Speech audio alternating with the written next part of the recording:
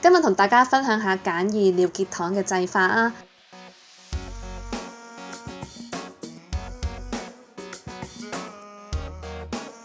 材料有棉花糖大約10粒，盡量揀返啲大 size 嘅棉花糖。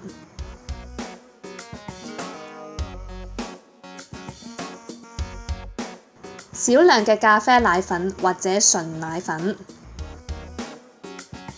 杏仁啦、花生啦或者果仁都 OK 嘅。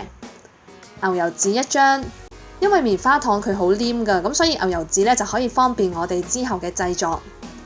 喺大湯碗上面咧放咗個牛油紙先，盡量咧牛油紙嘅邊位咧就接返入個碗裡面，因為如果突咗出嚟咧，咁到時我哋整嘅時候咧，我哋就會驚濕到水嘅。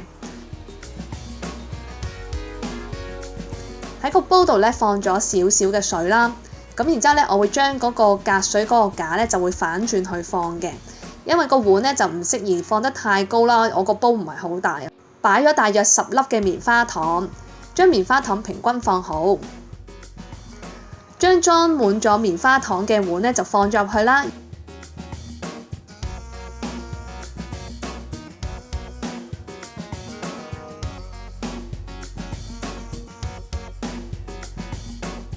用大火大約煲3分鐘，盡量咧其實揀返啲透明嘅煲蓋啊，咁可以咧望到入面棉花糖嘅狀態。將個杏仁整碎啦，咁 size 咧可以唔一致嘅。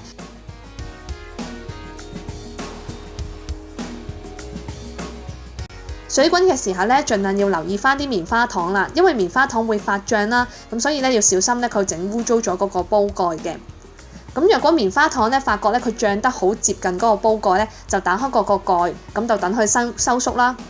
咁重複呢個動作幾次之後咧，你見到棉花糖開始溶啦。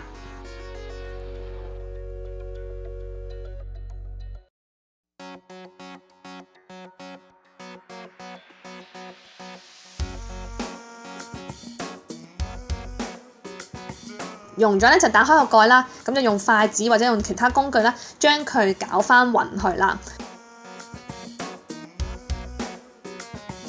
咁然之後咧，將1半份量嘅之前我整咗嘅杏仁碎咧，就加咗入棉花糖度，亦都係能用筷子將佢攪勻。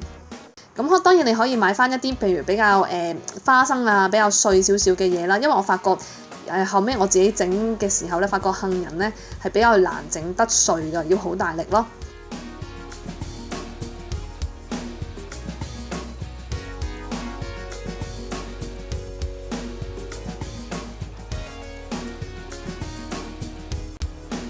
熄咗火啦，咁就小心咧將牛油紙拎返出嚟，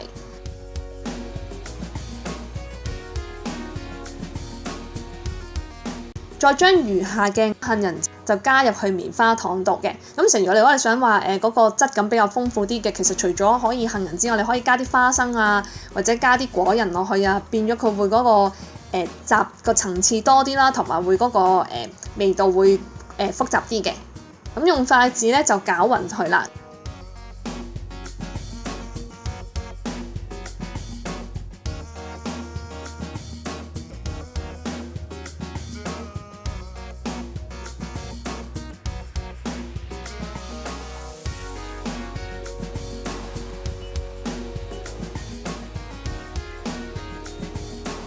攪勻咗之後咧，就倒少少嘅奶粉啦。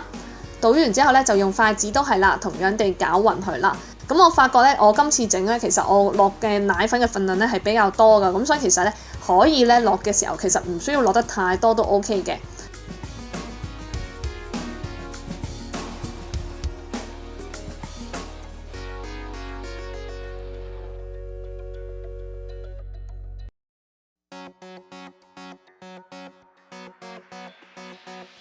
將個牛油紙捲好去啦，盡量咧就捲得實啲。捲好咗咧就放喺冰格大約1至2個鐘，咁就 OK 㗎啦。